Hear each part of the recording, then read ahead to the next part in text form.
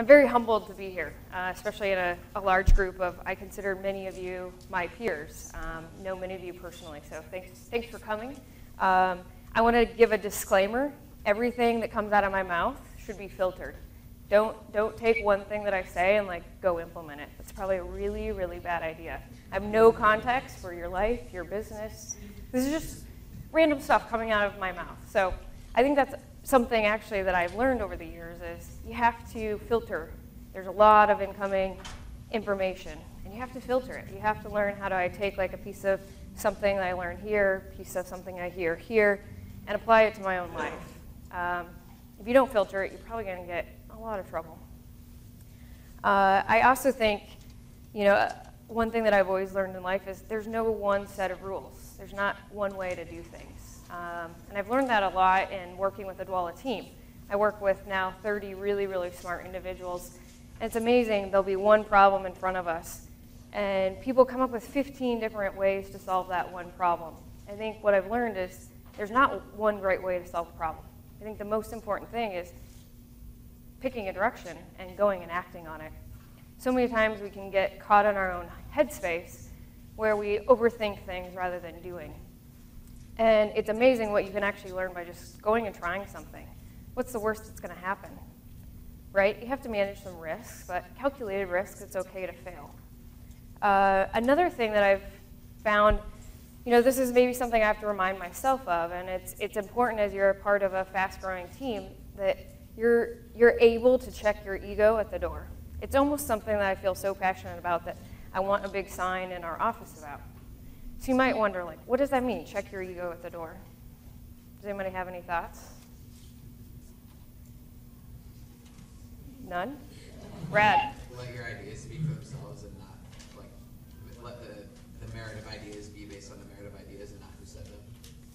I think that's a really good interpretation of it, absolutely. There's probably 10 more interpretations of it. I think that's one thing that I might, say, think about that, filter that to your own life. What does it mean, check your ego at the door? No great company is built on one person. It's built on a set of really great, talented people coming together, building something. And it's, as a leader, sometimes that's been something hard for me to check my ego at the door, right? I don't get credit for all the amazing things that our team does, right? And that's really important to be willing to give up that. For the success of the company, you have to be able to check your ego. Another thing that I've learned is people come to me with these great ideas, and I say, what's stopping you from going and doing it? And confidence is half the battle. And for some reason, people have a lack of confidence to just go out and try something. If you can get over your own lack of confidence, you're probably one step ahead. This is a little piece of advice I've actually taken from Ben, the founder of Dwala. If you don't know the answer, Google it. It's amazing what you can find online. I have to admit, I've Googled COO. What the hell is COO? I got this title. What the hell am I supposed to be doing? No one gives you a playbook for what it means to be the COO of a company. I Google it regularly, to be honest.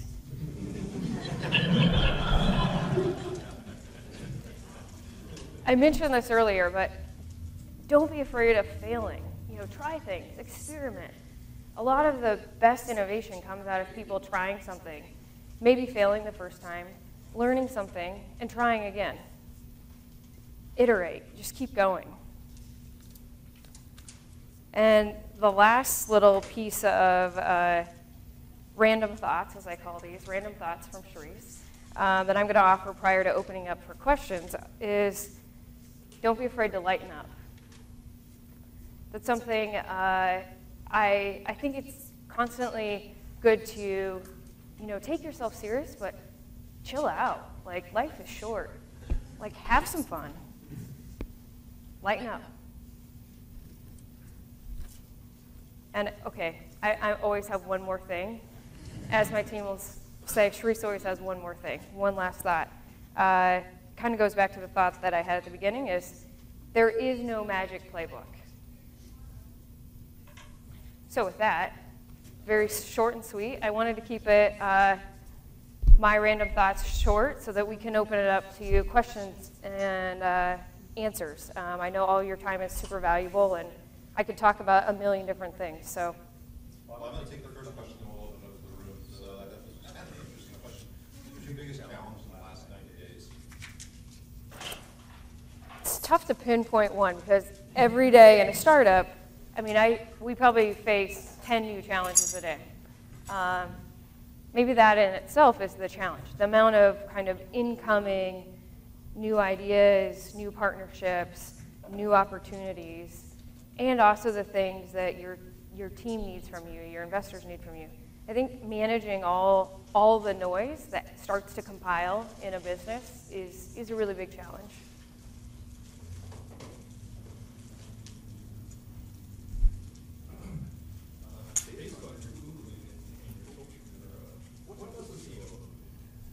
That's a really good question. So Mark asked, what does a COO do? And my role at Dwolla has evolved quite a bit. From one of the first team members to now we have 30. So I used to do a lot of doing myself. I used to do a lot of the hiring, a lot of the accounting, a lot of the financial projections, a lot of the investor relations, a lot of contracts, directly, managing and negotiating contracts, business development. My role has really evolved over the last 2 years into building up a team that really becomes great at all of those areas. And my role more now is making sure everyone's rowing the same direction, putting out fires. I think I'm now a chief firefighter. How did you figure out when it was time to move up in terms of getting away from like the smaller details and moving up and being more of the overseeing and making sure that things are going the right way? The question was, how do you decide when to move up and let go of some of the details? I think that's a constant struggle for me, to be honest. I like controlling things, and I like doing things. And as you become a leader of an organization, you have to let go of some things if you're actually going to have a bigger view of where's the ship heading. I think part of it is necessity. You get to a point where you're staying up and working 16 hours and you still can't keep ahead, and things start to cluster. Like, how can I now take a part of my job and hand it off to someone else? The key, though, is not to get too far buried that you can't even get ahead of it to pass it off. Does that make sense? Are you still owning and operating your own businesses, or have you set those aside and has Dwolla taken over that part of your life? And how did you make that transition? Christian and I were actually talking about this. I am 100% Dwolla, probably 500% Dwolla. There's no time in a startup to be doing more than one, especially when it starts to get rocking and rolling. Some people might be able to do it depending on their startup, but not in a startup like Dwolla. So I think the overachiever in me tried to do 3 things at once, and I just couldn't do it. You had to say no eventually. Did you sell your business? So the one I just put on hold, and the other one I'm partnered with Mike, so Mike's taken on a little bit of the burden. Thanks, Mike. Whose part was that? Yes, in the back.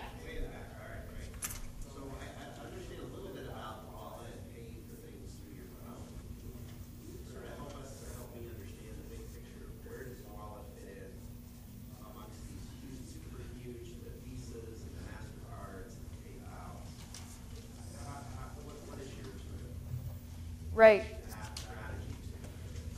So the really big vision is that we actually become a new Visa of today.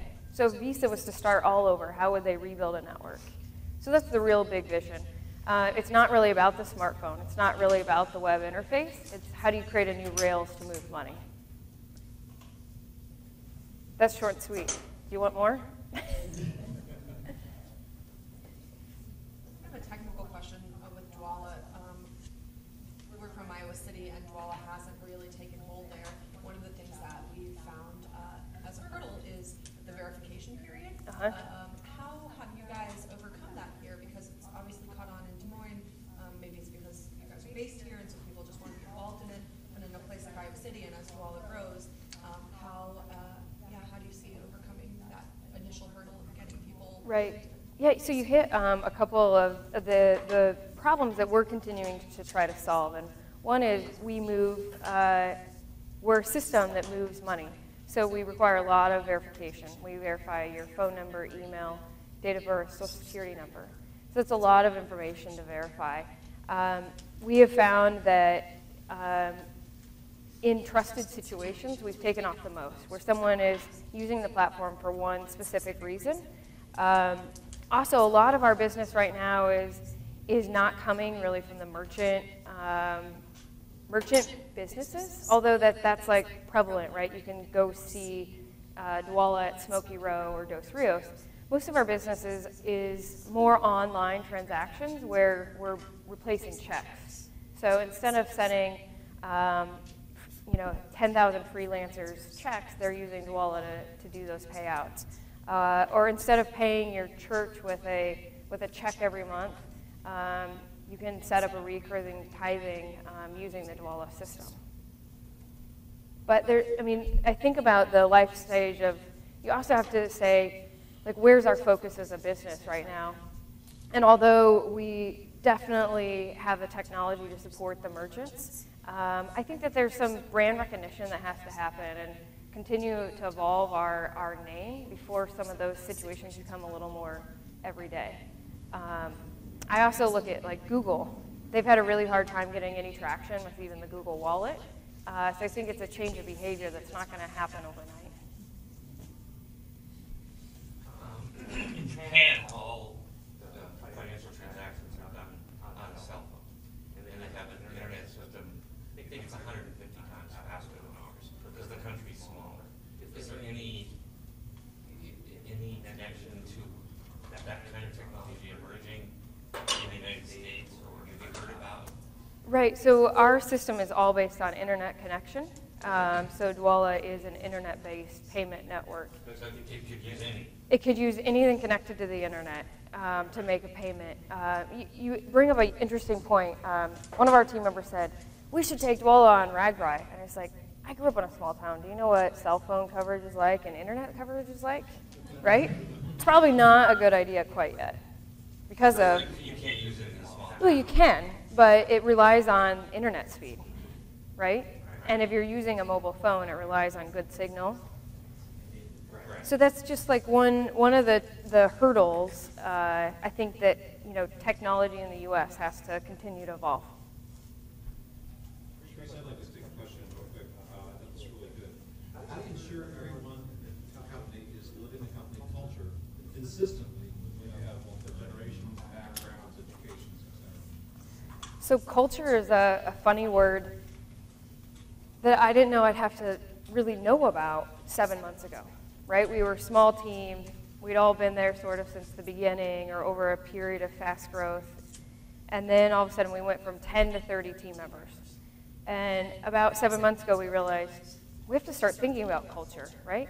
Why is that person not acting like this? Why would they think like that?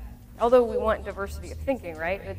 It's sort of like the anti-Duala way, like why are they afraid to try something?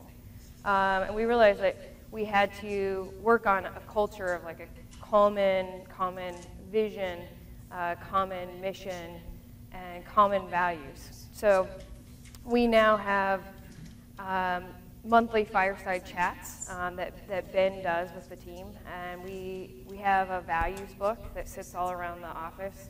Our mission and values are getting printed and put on our wall. I think that's part of it. And then I think also it's, action speaks louder than any words. So if you want a team to all grow in one way, you have to kind of think as a leader and as like key team members, am I acting out that vision? Am I acting out that value? Because you can't put a bunch of shit on the wall and then go do something else. Sorry, probably shouldn't swear. You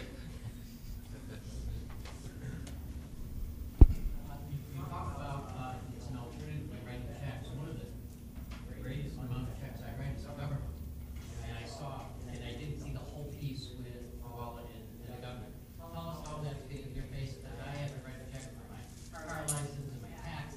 Right. It'd be a wonderful thing if I could just do that. We actually have a lot of upcoming exciting announcements with counties, cities, and state governments. The one with the state of Iowa was our first announcement, and we announced it in a beta test, so it's for one specific use case.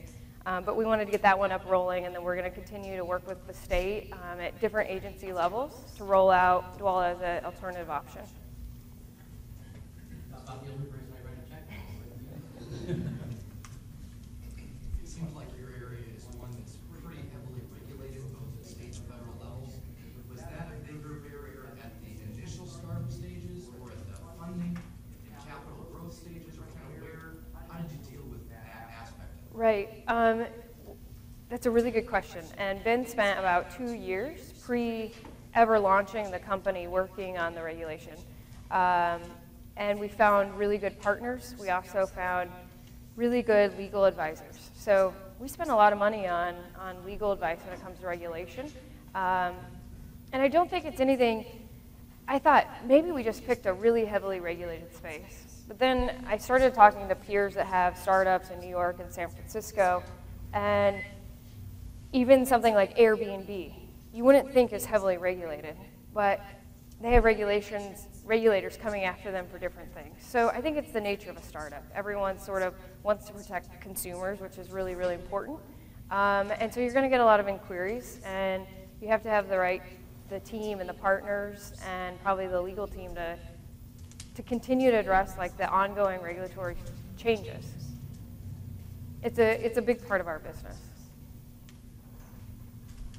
You talked about investor relations as part of your job. How do you think what you communicate with investors, how frequently, and what that tone is, how honest you get, how much detail? Honesty is definitely important. We found there's not time to like sugarcoat things. You have to put a little bit of a wrapper on it, right? But you have to be honest and transparent at all times with your investors.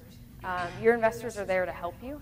If you don't give them the full story, they can't really help you, right? So that's kind of our number one rule is honesty at all times. I would also say over-communication. So Ben and I have very regular communication with our investors. And again, it might be dependent on what type of investors you have. We've liked to think that we've taken a lot of time in choosing the right investors.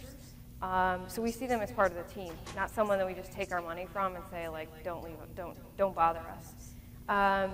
Some people might find once they get into it that they get the wrong investors. You probably are going to have to treat those a little bit differently. Does that answer your question? You mentioned that part of your job is getting everybody to row in the same direction. Can you talk a little bit about how you do that, and like what sorts of tools you use? Because I know even with 7 people in the same room, it's hard to do that. Yep. I imagine with many different offices and quickly growing teams. What's like? Yeah, I had originally started like maybe making a presentation about just that one topic. There were a couple things that we've done. One, I think, is transparency. And in order to have transparency with the team, you have to trust your team. You have to be willing to put it all out there. And that was something that was a little uncomfortable for me for a little while. Like, how much do we share with the team, and how much do you hold back? I think we found 99% of the time it's better to be open and honest. So one, starting like creating that transparent environment. Second is sharing the metrics that drive the success of your company. So we have 4 metrics that everyone knows. Like, this is what we're trying to achieve. This is what we have to achieve this month. This is what we have to achieve this year.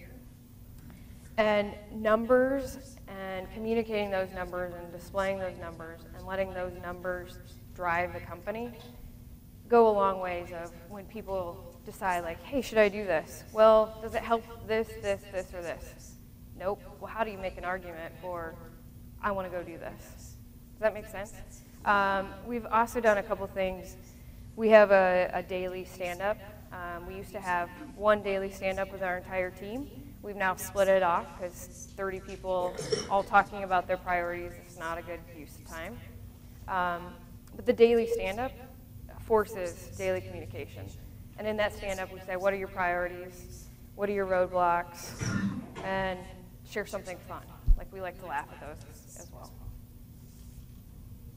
that help? How do you deal with communication between all the different groups in different locations? I don't know if we quite have it figured out. I was thinking about this the other day. There's a lot of emails that are going around, and in one sense you can say, yay, that's great, people are communicating, but the inefficiencies of email sometimes makes me want to pull my hair out, to be honest. So a couple tools that I think have worked are that stand-up. Also, we have everyone is always available on chat and G+. There's always a lot of communication. We don't have a lot of rules about when you have to show up or when you work, but there has to be kind of like a baseline. I'm available. And then also as like new team members come in, introducing them to kind of who does what, so that they can kind of reach out and like say, oh, like I can reach out to Brandon because he'll be able to help me with that design problem. Creating kind of like the communication loop, like who should talk to who to help build something. Does that help? Charise, I've got a question for you. What was the most frustrating challenge to overcome during startup? The most enlightening experience, kind of, you can pick whichever startup you want to talk about. Oh, wow.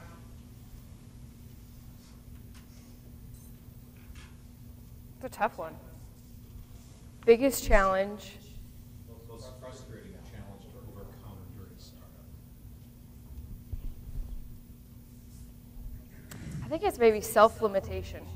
That maybe sounds goofy, but I want to be able to do more, but there's only so many hours in the day. I want to know more, but there's only so much you can actually learn in like a small amount of time. So I think it's like self-limitation, and then it's also team limitation. We're going through this right now where we have all these great opportunities, but we only have like a 30-person team. Like you can only get so much done with 30 people.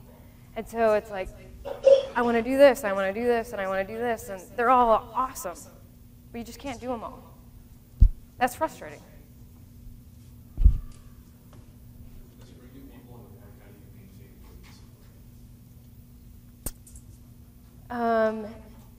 Ben's question was, as you bring more people on, how do you maintain a cohesive brand? So yeah, I think that there's two parts of that. One, internally, we've really had to focus on establishing the vision, the mission, and the values, and helping kind of teach that to everyone that comes into the organization is how we kind of keep our internal brand. Those internal vision, mission, and values also, though, play into our external brand, right? So they're not mutually exclusive. And you have to trust like the design team and the marketing team, the communications team, to really gel so that as a team, they're continually expressing who you are to the world. And you just have to trust them to do their jobs.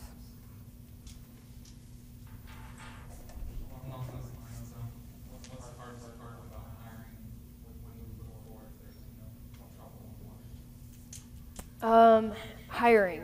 Hardest part about hiring is, I think sometimes we wait too long, right? Because as a startup, you have a really tight budget. So you don't want to overspend too fast on that position you think you might need in 60 days. But it probably takes 60 days to get that right fit.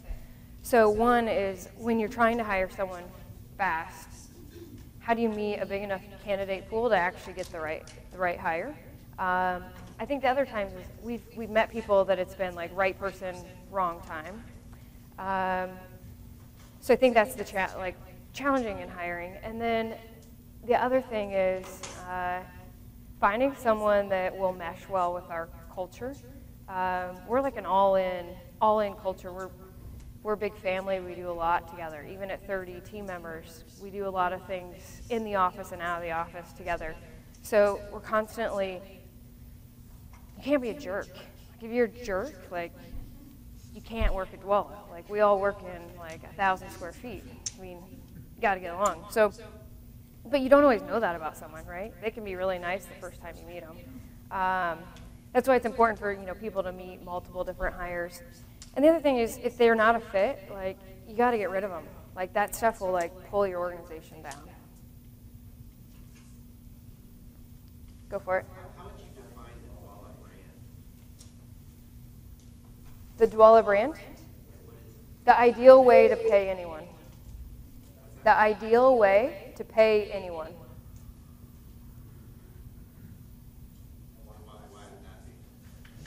That's what we're working on. How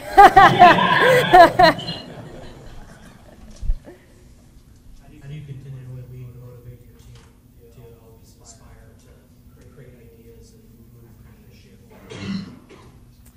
Yeah, I think communication and data has been a big part of inspiring the team. Of like, if everyone knows what they're working towards, there's inspiration, and there's also clear transparency when we actually achieve something. Right? It's not like, rah, rah, we got a newspaper article. Like, that's not really a measure of our success. It's, hey, we hit our 3 big numbers that are going to take us to the next level. So I think that data has gone a long ways. We also have a kind of an attitude of celebrating wins in the office. So in our stand-ups, people share like, hey, I've been working on this thing. It's like a big win that it got accomplished. So we celebrate as a team. There's a lot of clapping, goofy stuff like that. Pats on the back. I really see Dwella as being a champion of startups here in Des Moines and arguably the Midwest in general. I'm curious about your vision for Des Moines and what steps, if any, Dwella is taking to help elevate the waters for all the startups here. It's a really good question. You know, we really look at startups as where there's success, there's more success. So I think there's like a momentum that's been built in the community that I think we're definitely part of it, but we're not the only one. I mean, there's so many great startups. I look around the room, like so many of you have great startups. It's not just about Dwella, it's about a community of startups, and it's how that community helps each other. I also think it's about how that community shares mind share, right? Like, what did you There's always phases that you're going through in a startup, and having other people that you can turn to that have been through it before, maybe 6 months ahead of you or 12 months ahead of you, is really important, because although there's no ideal playbook or there's not anything ideal that, you know, Brad can tell you or I can tell you, being able to learn from someone and apply it to your own startup, I think builds momentum.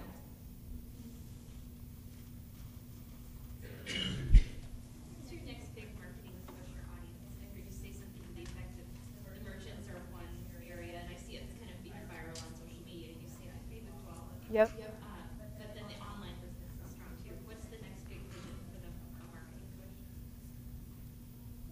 push? I'm trying to think. They're like daily pushes, so I'm like, I mean, that's the thing. Like, we're always like constantly iterating and trying. So the latest thing is we've been rolling out a lot of very specific landing pages, and then we're going to be kind of coming back and building more marketing around them. So we rolled out like landlords and renters and CSAs, community farm groups, our big user of Dwella. Continuing, I think we have now a religious one, schools. So there's not one. We don't think one vertical is going to make Dwella a winner. It's building out this holistic network. So we're constantly pushing all of them. Tej? What would Coach Charise say results council chief firefighter today? I need what I used to do. So my old business was See Results, and I used to come in and consult entrepreneurs on setting priorities and kind of setting accountability. And I think the biggest thing that I need now is sitting on the COO side is enough time to be thoughtful and not just reactive. You know, you can be busy all day long, but if you don't take the time to really map out, what do I have to get done this week? What do I have to get done next week? And look back at that, you might just waste like a month where you're just really, really busy. I think that's what I need most right now. Keep reminding myself of the importance of that practice. You said that you have something about culture, hotel segments, hindsight 2020. What would have best to start building culture? Well, it's funny. Before I remember when I was still a consultant with Ben, he was getting ready to hire team members, and I was like, we need to have a vision, and there's got to be values, and so we actually had a lot of it written out from 2 years prior, but it wasn't like a living, breathing thing. And a couple people had seen it in like their welcome package, but we didn't make it like a part of, hey, you're now a new team member, here's the vision, here's the mission. So I would say like it was about the right time to like bring it back up, but I don't think it's a bad practice to try to like live earlier and make it more intentional earlier. Have you and Ben found it challenging to carve out rules? Or did that Google search help? This is it, Ben. You know, I think Ben and I work really, really well together, and I think part of that is I had a year working with him in kind of a consulting nature. So I think we know each other's strengths and weaknesses really well. We complement each other really well, and it's a partnership. It's a give and take of, hey, can you take this today? Because I can't, I don't have the mental energy to kind of solve that problem. Or we have started to carve out, you know, who more directly reports to you and who more reports to you, and we want to be a flat organization, so that's a whole other conversation. And it's all an evolution, but I would say fundamental to us successfully working together is trusting each other and truly looking at it as a partnership. We'll have that conversation. I just stay flat and grow exponential. It's tough. We don't have it figured out. We have a circular organizational chart, because we think that it's a little more modern and a little more less hierarchy. And there's, you know, then you have internal debates internally with people that are used to a different structure and versus a new structure. It's like one of the fun things that you got to figure out as you go along. At some point, though, I think your capacity can only go so far. And you need to start to seek out who's stepping up as leaders in the organization, and I think that happens naturally, and it doesn't have to be forced.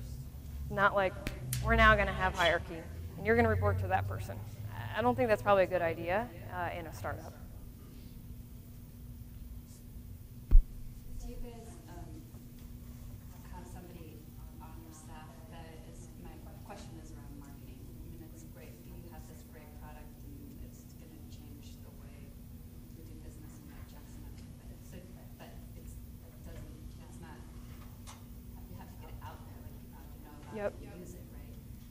So do you have somebody in-house that you use for marketing, or is there somebody that you're relying on out? Is there anybody out there in our community that kind of owns that space? Or Yeah, I mean, there's.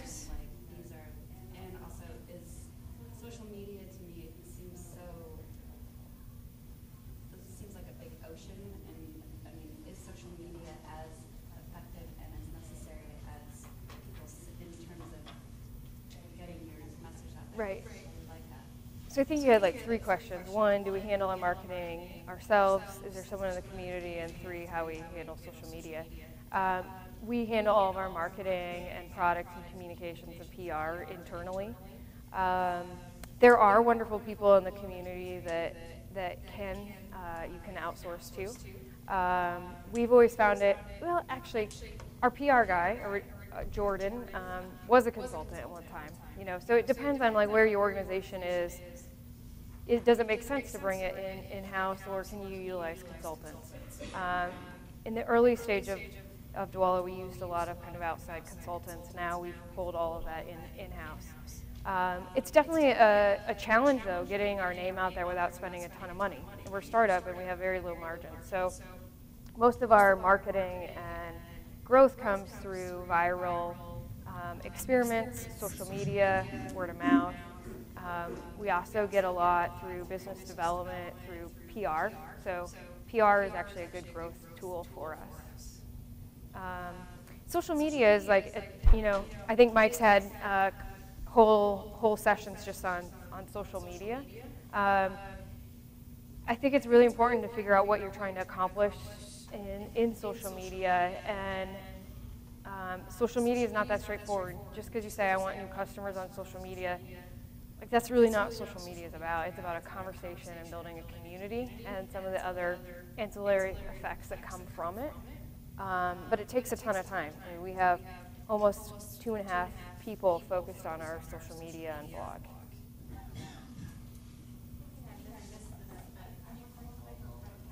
We're a private company. Would you say your objective in building the value of the company is to grow profits, grow revenues, or grow user base? What builds your value best? It all has to grow in tandem, some having more weight than others. So I look at like this series of levers, right? So we've been working on our 3-year projections, and there's in our industry, there's a real big emphasis put on the number of users you have. A network, we're growing a network. So for a network to be successful, it has to have more users.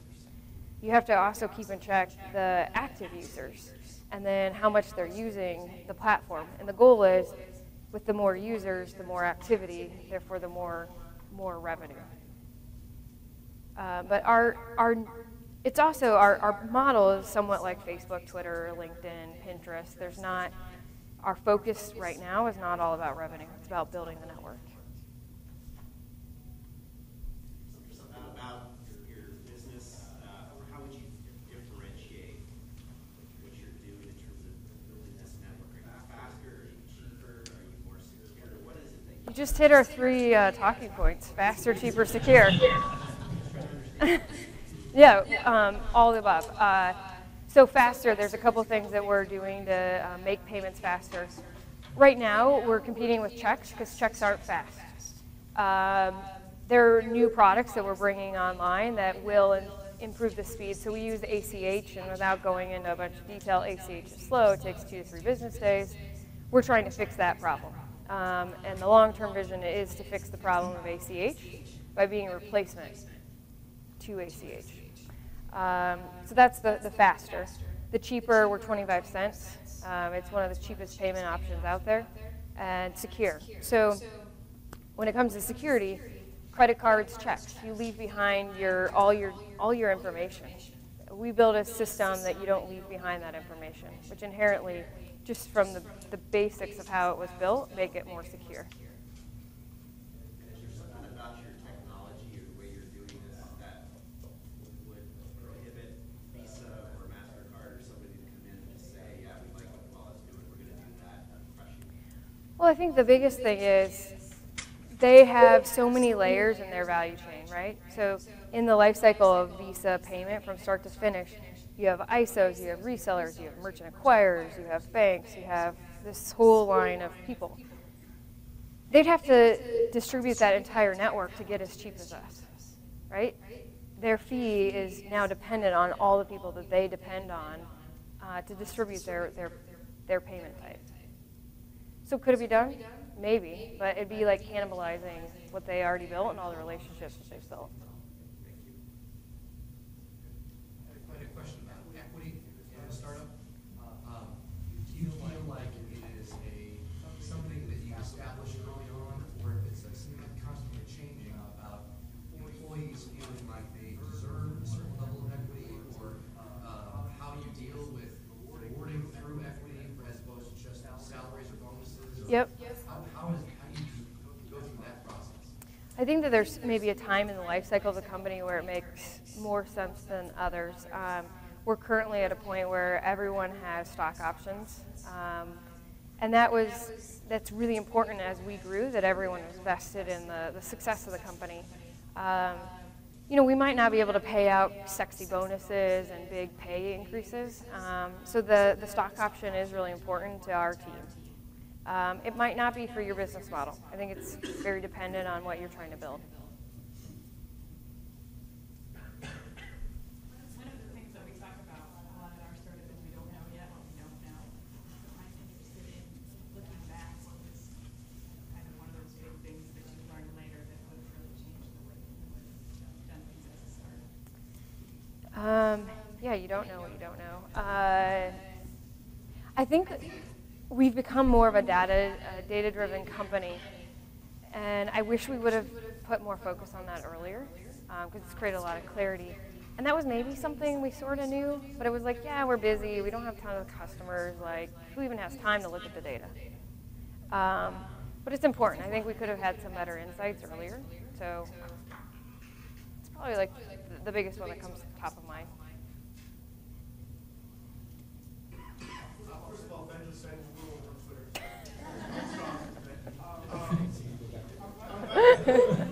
Price point, just fine looking up. I mean, obviously at 25 cents, you guys are the best value for transactions, but it's about getting better with the fact that credit cards, merchants can now pass those fees on to customers.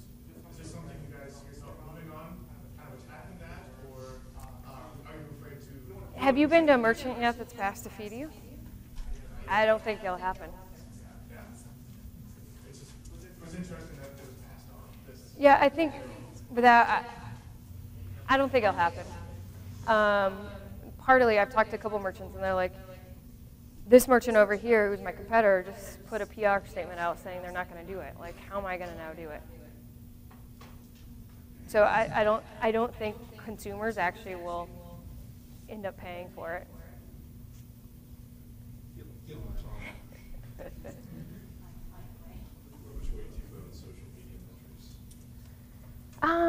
You know, we've been trying to build more, what are our goals around social media?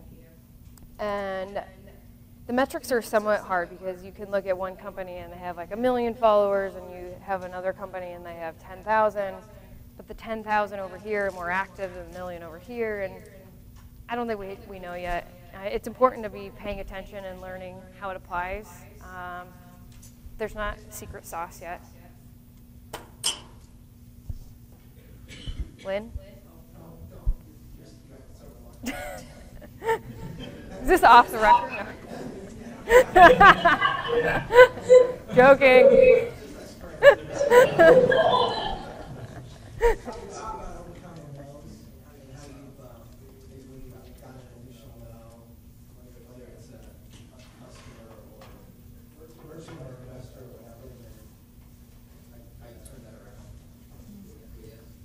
Turning a no to a yes? Yeah, we get lots of no's. I think sometimes you have to decide, do you really want it to be a yes? Like sometimes getting a no is better than a maybe. So I value the no. And you have to decide how bad you want it. And if you really want a yes, like re-trigger your strategy and go back after it. What data early on do you wish you would have focused more on? You mentioned a couple of questions ago. Like what should I be looking for in data that like I shouldn't miss this early on? Well, I think it's really important to say, so there's so many things you can measure. There's so many things you can look at. It's really important you take a step back and say, for my business, what are the 4 or 5 things that are important to my business? And am I looking at those, and am I measuring them, and do I understand them? And do I even have access to that data? Does that make sense? It does, like specifically in payments? Right, so I mean, ours are big ones: users, number of transactions, active users. Those are a couple of our big ones.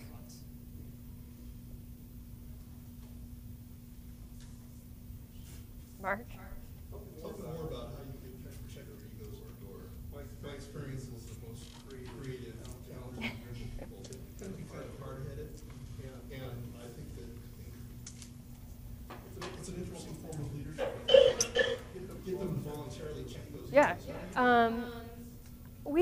I actually haven't found it that difficult because we have a very vocal team.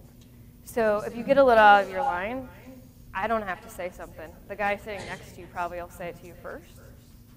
And I think that's important. And I don't know how do you look for those people that keep each other in check, but it's someone that we've gotten lucky. The team keeps each other in check, and I think it's also, we've tried to foster a team that we're all A+ players.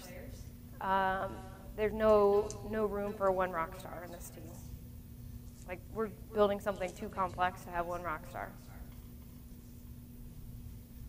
So what does check your ego in the door mean to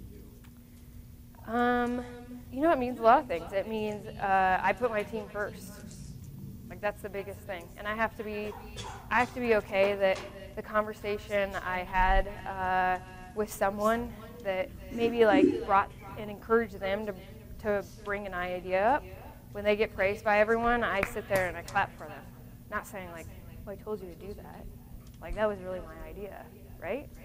Like, I think that's sometimes hard to do. Like, you have to put a smile on and praise everyone. And really, really, like, in your heart, like, be really happy for them. And be happy for your team's success. And it's really important to remind yourself of. Well, Charise, we're coming to the end of the hour. I'm going to ask the last question. Thank you, obviously, for coming. The last question. What is the most effective marketing tip that you would have for a young startup business? I kind of suck at marketing, so.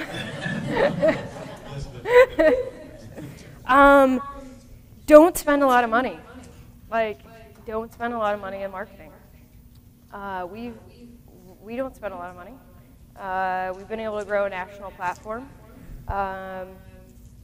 We kind of have $1 per user. Like, if we can get a new user for $1, it's a good spend. If it's more than that, we better really justify the spend.